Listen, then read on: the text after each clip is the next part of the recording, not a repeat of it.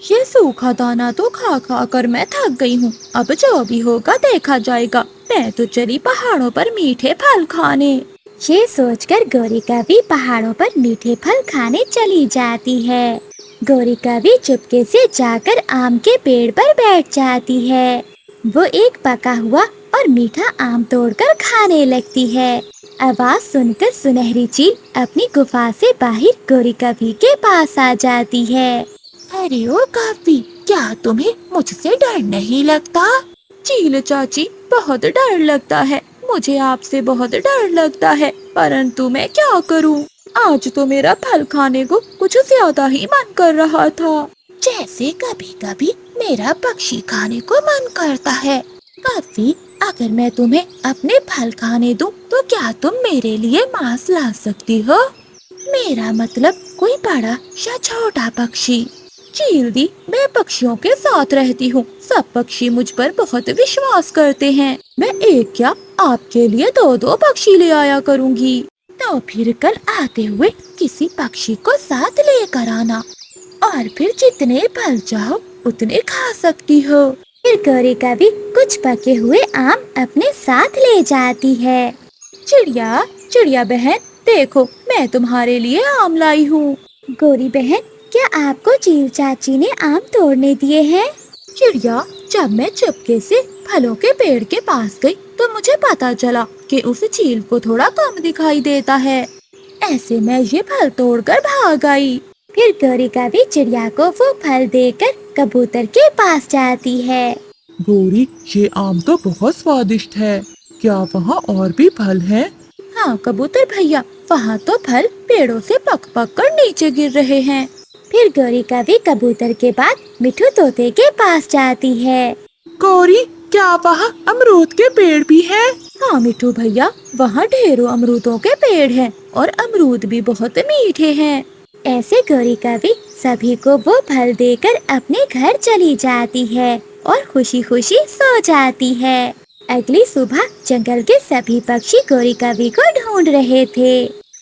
मिठू भैया, क्या आपने गौरी को देखा है? चिड़िया, क्या तुम भी कवि के साथ फल खाने जा रही हो? हाँ मिठू भैया, गौरी ने बताया है कि उस चील को आँखों से बहुत कम दिखाई देता है। हम वहाँ जाकर आराम से फल खा सकते हैं। जब चिड़िया और मिठू तोता गौरी कवि के पास जाते हैं तो बुलबुल और कबूतर पहले से वहाँ बैठे हुए थे। मैंने तो चील चाची से एक पक्षी की बात की थी, और यहाँ तो सारे पक्षी मेरे जाल में फंसने की तैयारी कर रहे हैं। मुझे तो बहुत भूख लगी हुई है गौरी, जल्दी से चलो। हाँ हाँ मिठू, तुम सब अपनी अपनी टोकरी ले लो और बड़े पेड़ पर आ जाओ, और फिर वहाँ से हम सब एक साथ जाएंगे। जब रानू चिड़िया अपने घर से टोकरी लेने जाती है तो उसके दिल में ख्याल आता है, चील तो चील होती है, अगर उसने हमें देख लिया तो वो हमें नहीं छोड़ेगी। मुझे कोई ना कोई उपाय भी करके जाना चाहिए। फिर रानू चिड़िया अपनी टोकरी में कुछ लाल मिर्ची भी रख लेती है। सभी पक्षी बड़े पेड़ पर इकट्ठे हो जाते हैं। चिड़िया भी पहुंच जाती है और फिर वो सब फल खाने के लिए गौरी कवि के साथ वहां से उड़ जाते हैं। गौरी कवि बहुत खुश थी, वो आगे आगे उड़ रही थी। चील भी अपनी गुफा के पास बैठी उन सब पक्षियों को दूर से देख रही थी। अरे, ये कवि तो सभी पक्षियों को एक साथ ले आई। कहीं ऐसा ना हो कि ये सब पक्षी मिलकर मुझे मार दें। फिर चील अपनी गुफा के पास एक पत्थर के पीछे छुप जाती है। गौरी कवि सबको अमरूद के पेड़ के पास ले जाती है। आप सब यहाँ बैठकर अमरूद खाओ, तब तक मैं चील चाची को देख कर आती हूँ। गौरी कवि चील के पास चली जाती है। चील चाची, देखो मैं सबको ले आई। मैंने पक्षियों से कहा है कि आपकी नजर कमजोर है और आपको कुछ भी दिखाई नहीं देता। बस थोड़ा सा नाटक करना होगा। जब मैं उन सबको गुफा के पास ले आऊं तो तुम उन सबको दबोच लेना। गौरी, ये सब ध्यान से करना, ऐसा ना हो कि शिकारी खुद ही शिकार बन जाए। दोस्तों, ये अमरूद तो बहुत स्वादिष्ट हैं। चिड़िया, अब हम हर रोज यहाँ आया करेंगे। हाँ दोस्तों, मैं तो कई दिनों से फूलों का रस पी कर थक गई थी। कई दिनों के बाद ये मीठा फल खाया है। फिर गौरी कवि भी वहाँ आ जाती है। मेरे पीछे पीछे आओ, गुफा के पास आम का पेड़ है, वहाँ बहुत मीठे मीठे आम लगे हुए हैं। गौरी, वही आम है ना जो कल तुम हमारे लिए लाई थी? हाँ हाँ चिड़िया, उसी पेड़ के पास। फिर वो सभी पक्षी वहाँ से उड़ते हैं। गौरी कभी उन्हें गुफा के पास ले जाती है और फिर ऊंची आवाज में बोलती है, चाची चाची आ जाओ और अपना भोजन खा लो। चील तुरंत गुफा से बाहर आ जाती है, जिसे देखकर वो सभी पक्षी डर जाते हैं। भागना नहीं, अगर किसी ने भागने की कोशिश की तो सबसे पहले मैं उसे ही खाऊंगी। चील चाची, मैंने अपना काम पूरा किया, अब आगे का काम तुम्हारा है चील चाची। चील जैसे ही आगे बढ़ती है तो रानू चिड़िया अपनी टोकरी से लाल मिर्ची चील की आंखों में फेंक देती है। भागो, सभी भागो। बचाओ, कोई मुझे बचाओ, मेरी आंखें जल रही हैं। गौरी कभी इधर उधर देखने लगती है, परंतु सभी पक्षी वहाँ से भाग जाते हैं। पक्षियों के जाते ही चील गौरी कभी को अपने पंजों में दबोच लेती है। काली कभी, आज तो मैं तेरा ही शोरबा बनाकर पीऊंगी। बचाओ, कोई मुझे बचाओ। अब गौरी कभी को बचाने कोई भी नहीं आने वाला था, क्योंकि उसने अपने दोस्तों का विश्वास खो दिया था। जंगल में तेज बारिश हो रही थी। ऐसे में कालू कौवा और गौरी कभी अपने घर में सोने की तैयारी कर रहे थे। कालू जी, दरवाजे की कुंडी लगा ली है? गौरी, कुंडी तो मैंने लगा ली है, परंतु मुझे डर लगता है क्योंकि हमारे दरवाजे की कुंडी खराब है। मैं कल ही कबूतर चाचा को बुलाकर दरवाजे की कुंडी ठीक करवा लूंगा। कालू जी, डर किस बात का, हम अपने घर में सुरक्षित हैं। जंगल के कई पक्षी तो घोंसलों में भी सोते हैं। फिर गौरी और कालू अपने अपने घोंसलों में सो जाते हैं। ऐसी तेज बारिश में न जाने कौवे जाग भी रहे होंगे या सो रहे होंगे। मैं जाकर देखती हूँ।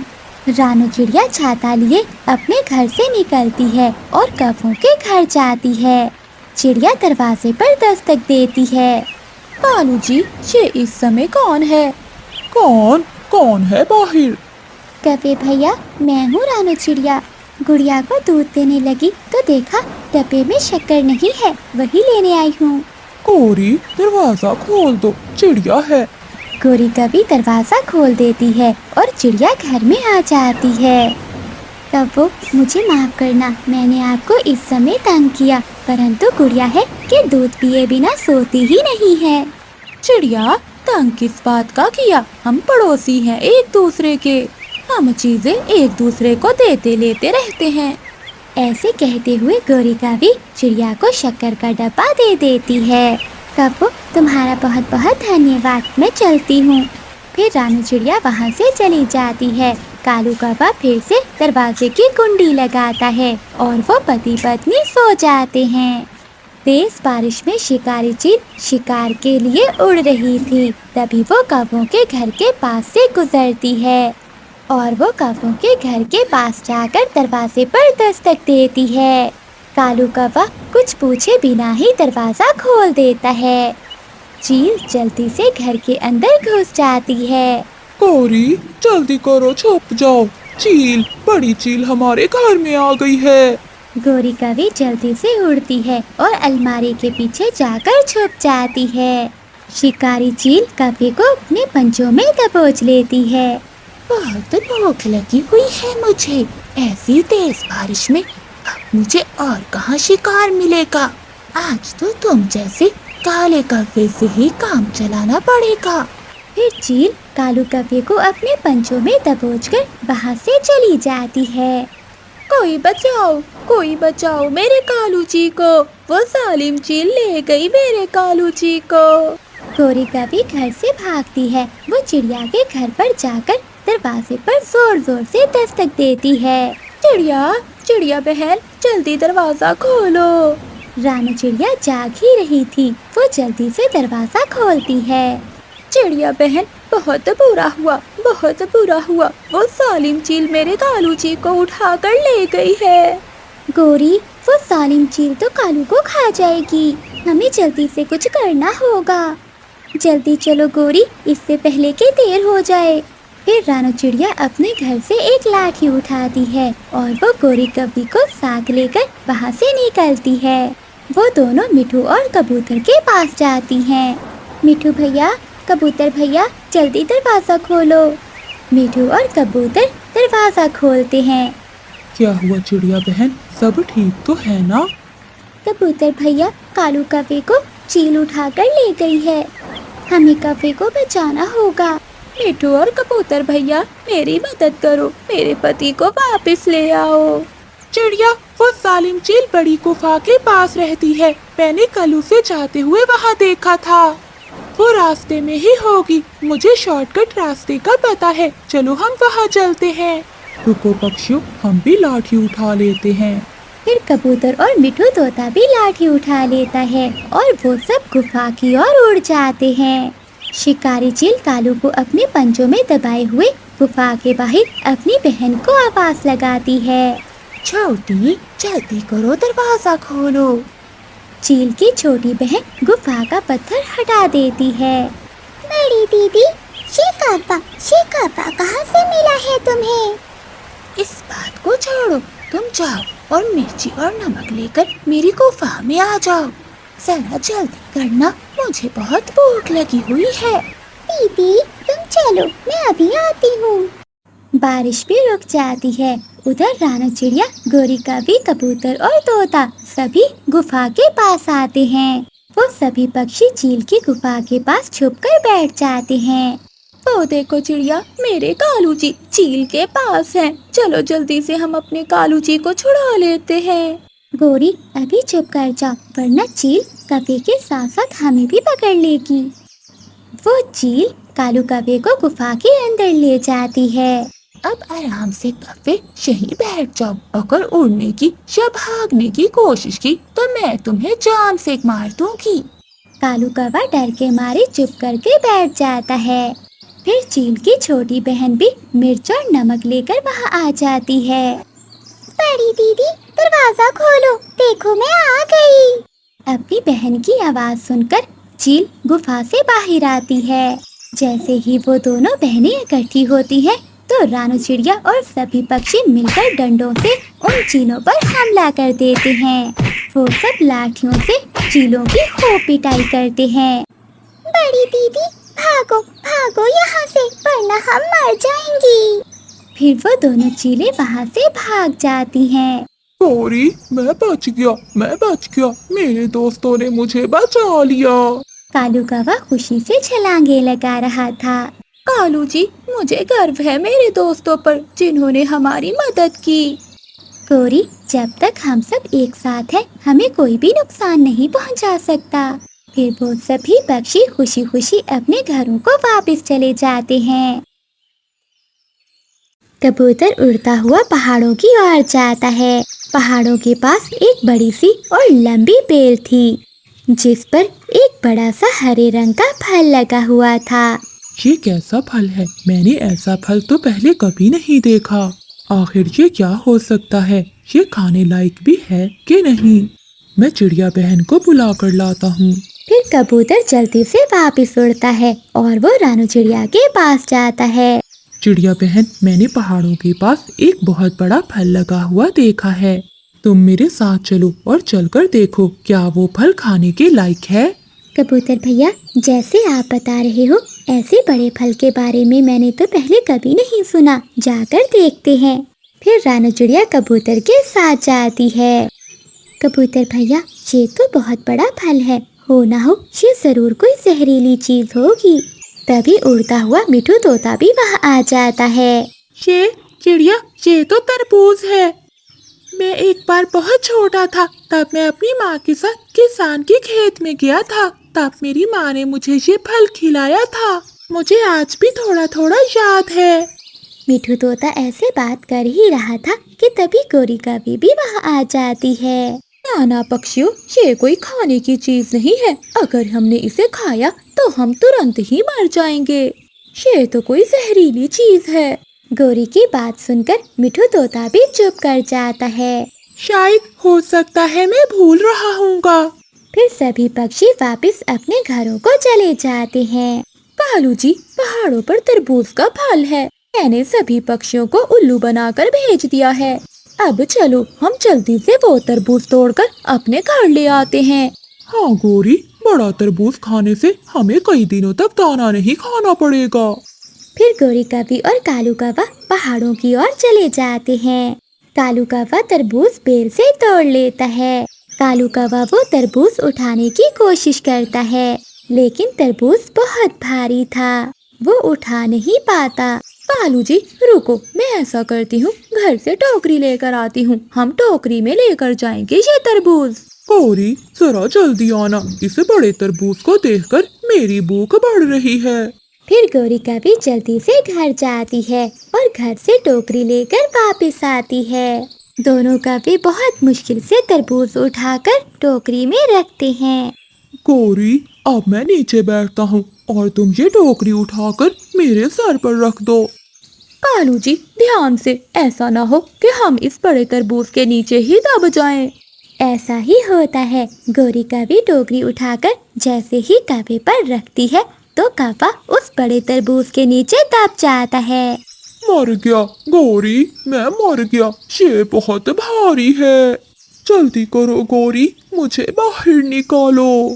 गौरी कौवी तरबूज को हटाने की बहुत कोशिश करती है, लेकिन वो तरबूज को नहीं हटा पाती। कालू जी ये तरबूज तो बहुत भारी है, हमें किसी की मदद लेनी होगी। गौरी जल्दी से जाओ और किसी दूसरे पक्षी को बुला कर लाओ। कालू जी अगर मैं किसी को बुलाने गई तो सबको मालूम हो जाएगा कि हम ये तरबूज अकेले अकेले खाना चाहते थे। पता चलता है तो चल जाए गौरी, मैं यहाँ मर जाऊंगा, बस किसी तरह से तुम मुझे बचा लो। फिर गौरी कौवी उड़ती है और पास ही मिठू तोते के घर जाती है। मिठू मिठू भैया मेरे साथ चलो, मेरी मदद करो। मेरा कालू पति जी बड़े तरबूज के नीचे दब गया है, उसे बाहर निकालने में मेरी मदद करो। गौरी तुमने तो कहा था कि वो तरबूज जहरीला है, फिर तुम क्या करने गए थे वहाँ? मिठू भैया अब समय सवाल जवाब करने का नहीं है, मैं विनती करती हूँ तुम्हारी, मेरे कालू जी को बचा लो, मेरे साथ चलो। फिर मिठू तोता गौरी कौवी के साथ चला जाता है। दोनों मिठू तोता और गौरी कौवी मिलकर जोर लगाते हैं और कालू कौवे को तरबूज के नीचे से बाहर निकाल लेते हैं। गौरी अब सच सच बताओ, क्या ये खाने वाला फल है ना?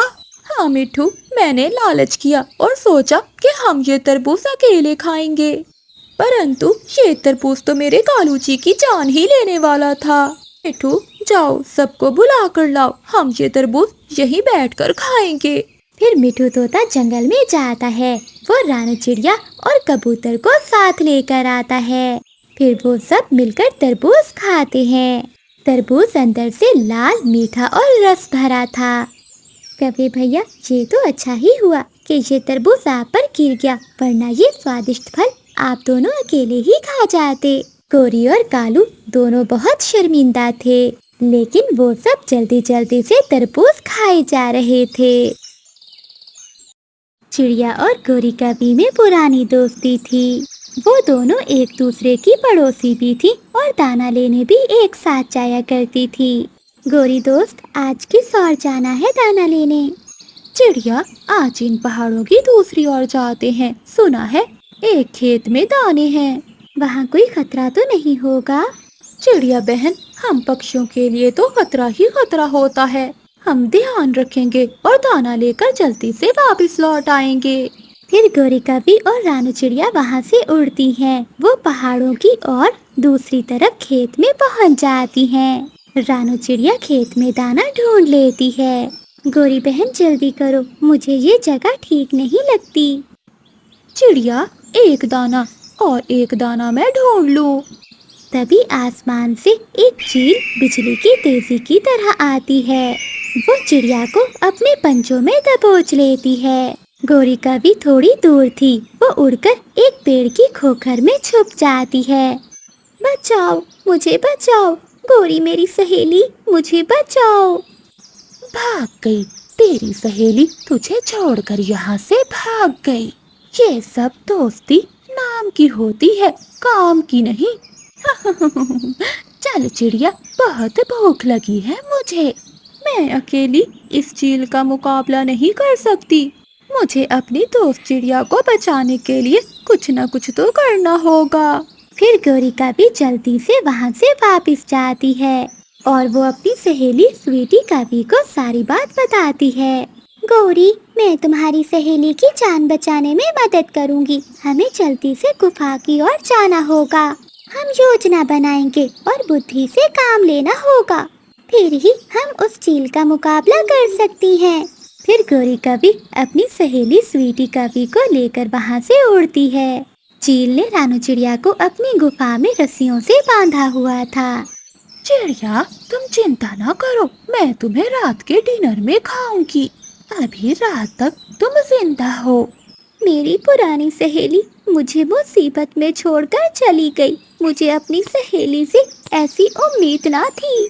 रानू चिड़िया रोते हुए ऐसे सोच रही थी। फिर गौरी कभी और स्वीटी कभी फूलों के बागीचे में जाती हैं। गौरी, तुम ये लाल फूल का रस निकालकर मेरे पंखों पर लगा दो।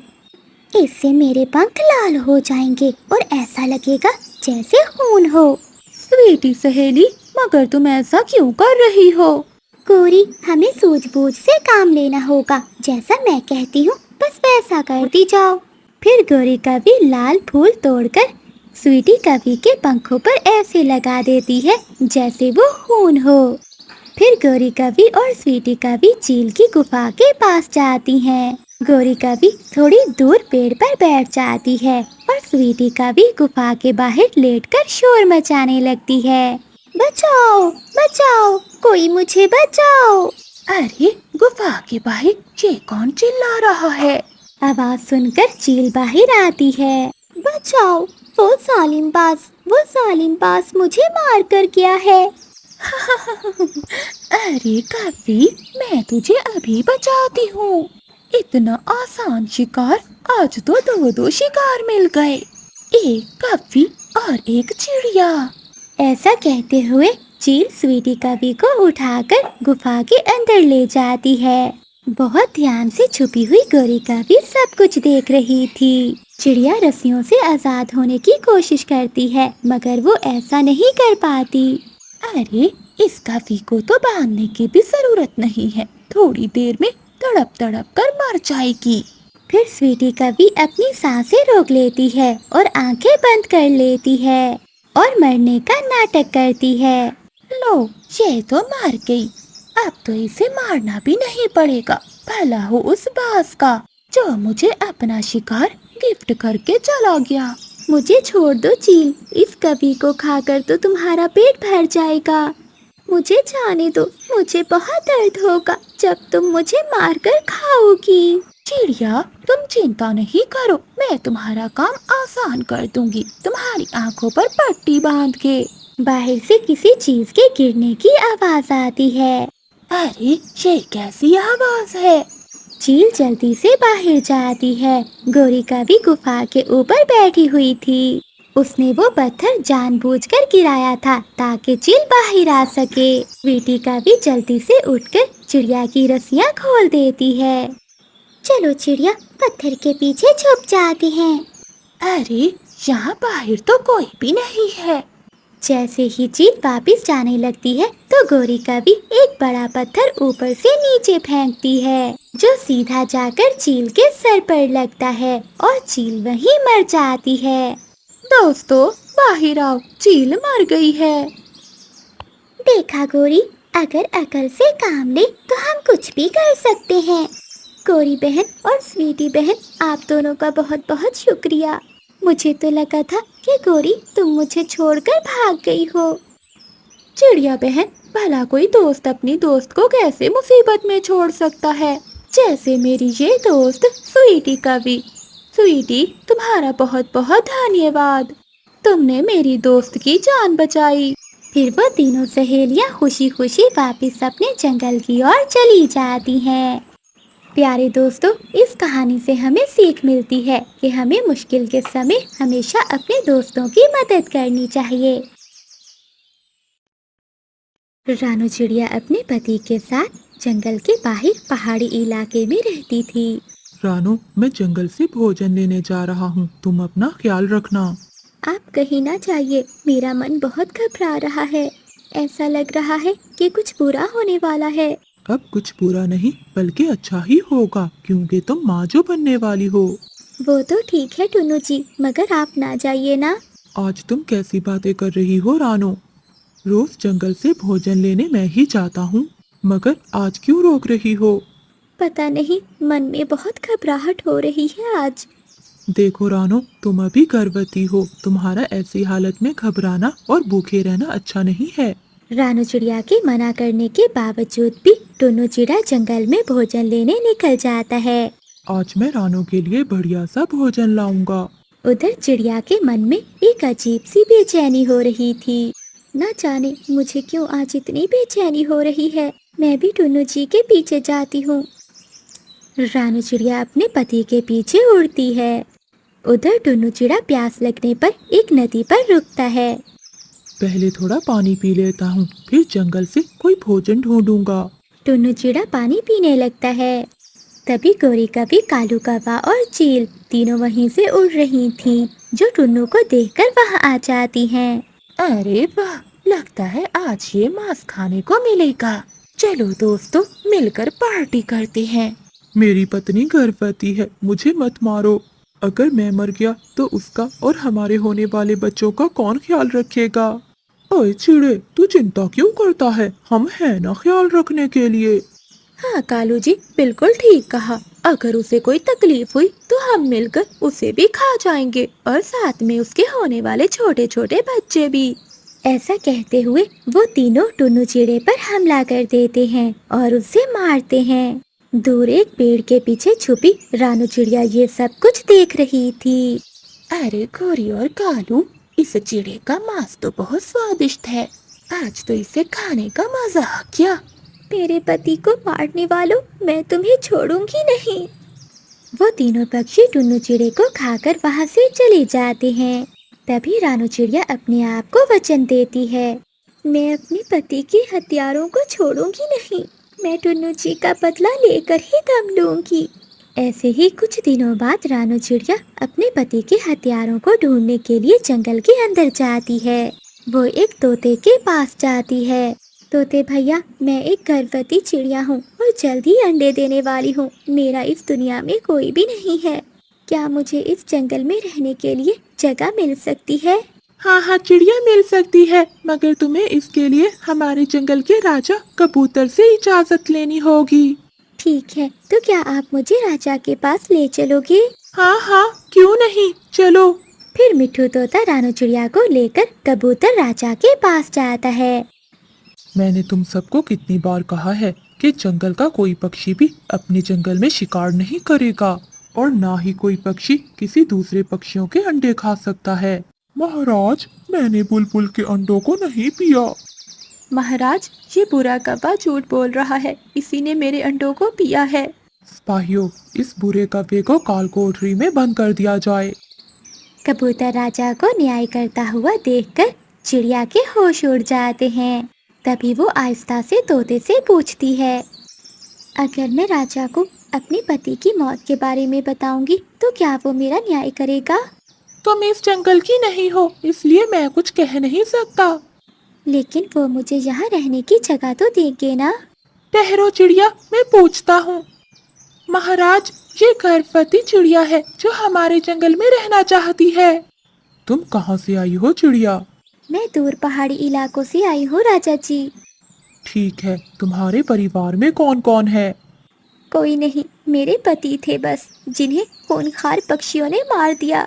मेरे जंगल का कानून है कि कोई भी पक्षी अपने जंगल के पक्षी को नुकसान नहीं पहुंचा सकता। अगर कोई ऐसा करेगा तो उसे भयानक सजा दी जाएगी। तो राजा जी, क्या चिड़िया इस जंगल में रह सकती है? हाँ मिठू, आज से ये चिड़िया इसी जंगल में रहेगी और इसकी सुरक्षा की जिम्मेदारी हम सब पर होगी। राजा कबूतर की जय। रात के समय रानू चिड़िया घर में बैठी सोच रही थी, मैंने अपने पति का बदला लेने के लिए इस जंगल में जगह तो बना ली है। अब मुझे उन दुष्ट पक्षियों को सबक सिखाना होगा। अब रानू चिड़िया पूरे जंगल में उन तीनों को ढूंढने लगी। कई दिन ढूंढने के बाद रानू चिड़िया को वो तीनों एक जगह पर मिल जाते हैं। ये कौवे और चील वही पक्षी हैं जिन्होंने मेरे टुन्नू जी को मारा था। गौरी चलो अब हमें अपने अपने घर चलना चाहिए।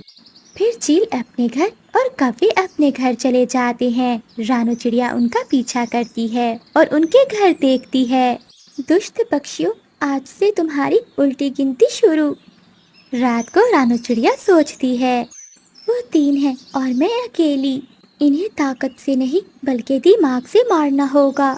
एक दिन रानू चिड़िया जा रही थी, तभी उसे रास्ते में एक मरा हुआ पक्षी दिखाई देता है।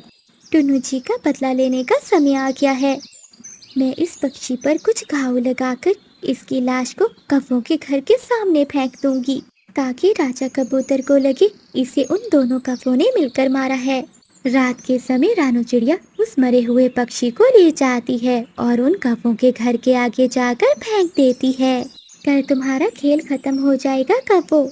अगली सुबह रानू चिड़िया कौवों के घर के बाहर आती है और वो मरे हुए पक्षी को देखकर चिल्लाने लगती है, अरे अरे पक्षियों, जल्दी आओ, देखो इन कौवों ने एक पक्षी को मार दिया है। चिड़िया का शोर सुनकर सभी पक्षी वहाँ आ जाते हैं। क्या चिड़िया, इसे कौवों ने मारा है? मिठू, जब ये मरा हुआ पक्षी इन कौवों के घर के बाहर पड़ा है तो इन्होंने ही मारा होगा ना। शोर सुनकर दोनों कौवे भी बाहर आ जाते हैं। अरे क्या हुआ चिड़िया, क्यों इतना शोर मचा रही हो? अरे दुष्ट कौवों, इस पक्षी को मारकर अब अनजान बन रहे हो। अरे ये क्या कह रही हो चिड़िया, भला हम क्यों मारेंगे इसे? थोड़ी ही देर बाद कबूतर राजा भी वहाँ आ जाते हैं। क्या हुआ पक्षियों, तुम सब इतना शोर क्यों मचा रहे हो? वो देखिए राजा जी, इन दुष्ट कौवों ने पक्षी को मार दिया है। क्या मेरा कानून तोड़ते हुए तुम्हें डर नहीं लगा कौवों? राजा जी, हमने नहीं मारा इस पक्षी को, ये झूठ बोल रही है। राजा कबूतर जी, मेरा विश्वास करें, इन्हें मारते हुए मैंने अपनी आँखों से देखा है। अरे झूठ मत बोल चिड़िया, वरना मैं तुम्हें जान से मार दूंगी। देखिए देखिए महाराज, ये कौवी आपके सामने मुझे धमकी दे रही है। मेरे जंगल के कानून को तोड़कर तुम दोनों कौवों ने अच्छा नहीं किया। सिपाहियों, इन दोनों कौवों को काल कोठरी में बंद करके इनके मर जाने तक भूखा रखो। फिर उन दोनों कौवों को काल कोठरी में बंद कर दिया जाता है और कई दिनों तक उन्हें भूखा रखा जाता है। भूख के कारण वो कौवे मर जाते हैं। उन कौवों को सजा मिलते ही रानू चिड़िया बहुत खुश हो जाती है। अपने पति के 2 हथियारों को तो मैंने उन्हें सबक सिखा दिया, अब उस दुष्ट चील की बारी है। मम्मा, आप इतना काम करती हैं, क्या आप थकती नहीं हैं? नहीं मेरी जान, जब मैं थकी हारी घर आती हूँ तो अपने बच्चों को देखकर मेरी सारी थकान उतर जाती है। मम्मा, जब हम बड़े होंगे तो आपको इतनी खुशियाँ देंगे कि आप अपने सारे दुख भूल जाएंगी। जब मम्मा बूढ़ी हो जाएगी और आप दोनों जवान, तो आप अपनी मम्मा को भूल ना जाना। आपके लिए मैंने बड़े दुख देखे हैं। अच्छा बेटो, आप घर में ही रहो, मैं आपके लिए दाना लेकर आती हूँ। मामा चिड़िया रोज की तरह भोजन लेने चली जाती है। वो मामा चिड़िया अच्छे से अच्छा भोजन लाती, ना धूप देखती ना छाँव, और अपनी सेहत की परवाह किए बिना सब काम करती। ऐसे ही समय गुजरता गया और वो दोनों बच्चे बड़े हो जाते हैं और जवान हो जाते हैं। मम्मा, अब इस जंगल में करने के लिए कोई अच्छा कारोबार नहीं है, इसलिए मम्मा मैंने सोचा है कि मैं विदेश चला जाऊं और बहुत सारे पैसे कमाऊं। एक माँ अपने बच्चे को कैसे दूर कर सकती है? अगर आपकी यही इच्छा है तो मैं आपको नहीं रोकूंगी। ऐसे उस चिड़िया का बड़ा बेटा ज्यादा पैसा कमाने के लिए विदेश चला जाता है और फिर कुछ ही दिनों बाद मामा चिड़िया अपने छोटे बेटे की भी शादी कर देती है। बहू, अब मैं बूढ़ी हो चुकी हूँ, मुझसे घर की जिम्मेदारी नहीं उठा होती, अब आप ही घर को देखा करोगी। ना बाबा ना, मुझसे ये सब काम नहीं होते। मैं तो अपने मामा बाबा के लाड प्यार में पली बड़ी हूँ। मैं तो जब तक नदी पर जाकर पानी से 2-3 घंटे खेल ना लूँ, मुझे तो रात को नींद नहीं आती। माँ से ऐसे बात नहीं करते। तो और कैसे करते हैं पति जी? मैंने तो आपको शादी से पहले सब बता दिया था, मुझसे कामकाज नहीं होते। अच्छा अच्छा, अब तुम दोनों मेरे लिए लड़ाई न शुरू कर देना, मैं कर लूँगी काम। और फिर उनके दरवाजे पर 10 दस्तक होती है। हाँ जी, बताएं क्या काम है। ये आपका पत्र है, विदेश से आया है। बड़े भाई का होगा ये पत्र, माँ को सुनाता हूँ। मम्मा, बड़े भाई का पत्र आया है। मेरे बेटे का पत्र आया है, मुझे पढ़कर सुनाओ। मेरा बेटा ठीक तो है ना? मम्मा, मैं बहुत शर्मिंदा हूँ, मगर मेरी मजबूरी थी। मुझे इस जंगल में रहने के लिए शादी करनी पड़ी और मैं आपको बता भी ना सका। माँ जी, मुझे समय ही ना मिला, मैं बहुत मजबूर था और मुझे ये सब करना पड़ा। और छोटे, माँ का ख्याल रखना। मैंने जो पैसे भेजे थे वो पहुँच गए थे ना। मैं हर महीने माँ का खर्चा भेज दिया करूँगा, मगर मैं अभी वापस नहीं लौट सकता। माँ, मेरा इंतजार करना, जैसे ही मुमकिन हुआ मैं लौट आऊँगा। ये सुनकर मम्मा चिड़िया रोने लग जाती है। बड़े, तुमने मुझे बताए बिना ही शादी कर ली और महीने के खर्च की मुझे क्या जरूरत? मुझे तो आपकी जरूरत थी। मगर मेरे बेटे, आप इतने ही बड़े हो गए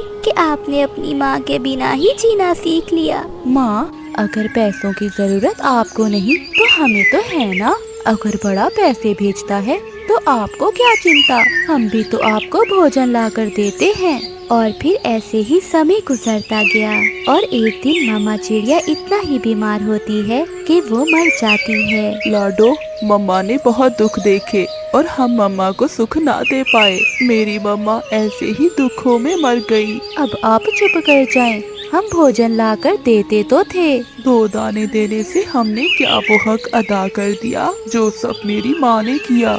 मैं रोज सोचता था कि आज अपनी माँ के पास बैठूंगा और अपनी माँ से बचपन की बातें करूंगा, परंतु हर रोज मैं ऐसा ना कर पाता। मैं बहुत मसरूफ हो गया था। आपके दुख से नहीं मरी माँ जी, दुख तो उस बड़े का था जो विदेश जाकर माँ को भूल गया और शादी कर ली। और फिर दरवाजे पर दस्तक होती है। ये कुछ रुपए और साथ में चिट्ठी है, ये विदेश से आई है। लाओ, ये पैसे मुझे दे दो, मैंने अपने लिए बालियाँ बनवानी हैं। मेरी माँ मरी पड़ी है और तुम्हें बालियों की पड़ी है। मैंने थोड़ी मारा है माँ जी को। अगर माँ जी के दोनों बेटे लायक होते तो माँ ऐसे बेसहारा ना मरती। अच्छा, अब चिट्ठी तो पढ़ो, क्या लिखा है चिट्ठी में। माँ, मैं इस साल भी नहीं आ सकूंगा, मैं बहुत मजबूर हूँ। मेरी पत्नी की माँ जी बहुत बीमार है, मुझे काम पर जाना होता है और सासू माँ की दवाई भी लेने जाना पड़ता है। माँ, मैं अगले वर्ष जरूर आऊँगा। माँ, मुझे माफ करना, परंतु माँ, मैं आपका खर्च आपको हर महीने भेजता रहूँगा। और छोटे, माँ का ख्याल रखना। लाडो, खत लिख कर भेज देता हूँ कि माँ अब नहीं रही। ना ना ना, ऐसा ना करना। अगर तुमने पत्र लिखा तो वो हमें खर्च देना बंद कर देगा। और फिर छोटा भाई अपनी पत्नी की बात मान लेता है और वो बड़े भाई को ये नहीं बताता कि उसकी माँ अब नहीं रही। ऐसे ही समय गुजरता गया। हर महीने डाकिया आता, पैसे और चिट्ठी लाता। छोटा चिट्ठी पढ़ता और पैसे वो दोनों पति पत्नी खर्च कर देते। अगर बड़े को पता चला कि माँ जी साल पहले ही मर गई हैं, तो वो क्या सोचेगा। अगर तुम्हारे बड़े भाई में ये सोच होती तो वो इतने साल बाहर न बैठा रहता, वो भी अपनी सासू माँ की दवा लेने के लिए। अगर उसे अपनी माँ की परवाह होती तो एक दफा वो अपनी माँ से मिलने जरूर आता। जब तक मुफ्त में पैसा मिलता है मिलने दो। बड़ा विदेश में ही अपना घर भी बना लेता है और बहुत पैसे कमा लेता है। एक दिन उसे अपने जंगल का मिट्ठू तोता वहाँ मिल जाता है। मिट्ठू, तुम यहाँ कैसे आए। मुझे यहाँ आए कुछ दिन ही हुए हैं, मैं भी यहाँ काम करने आया हूँ। माँ कैसी है मेरी, और छोटा ठीक है।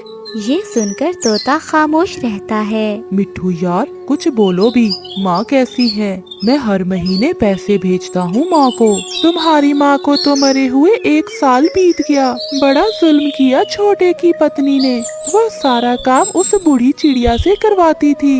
क्या मिट्ठू, ये तुम क्या कह रहे हो। फिर छोटा मुझसे पैसे क्यों लेता रहा। क्योंकि वो भी माँ से बढ़कर पैसों से प्यार करता था। जैसे तुम्हें इतना दुख माँ के मरने का नहीं हुआ जितना कि पैसों का हो रहा है। ऐसा कहते हुए मिट्ठू वहाँ से चला जाता है। रानी जी, मुझे कुछ दिनों के लिए अपने जंगल जाना होगा। क्यों, सब ठीक तो है ना।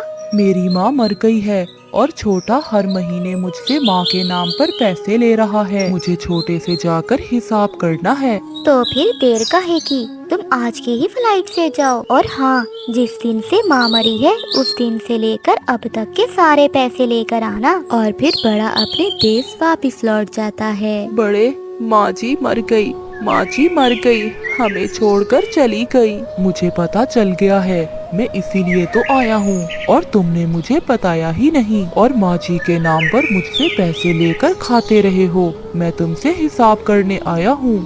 अच्छा, मुझे तो लगा माँ जी का सुनकर आए हो। फिर जंगल में पंचायत लग जाती है। दोनों भाई ही अपनी अपनी बात सुनाते हैं। जिस फैसले के लिए आप दोनों ने इस पंचायत को बुलाया है, मुझे बताते हुए शर्म आ रही है। जिस दिन तुम्हें उड़ना भी नहीं आता था, तुम्हारा पिता मर गया था, उस माँ ने तुम्हें अकेले ही पाला और जो सिला तुम दोनों ने अपनी माँ को दिया, हमें घिन आती है तुम्हें उस चिड़िया का बच्चा कहने से।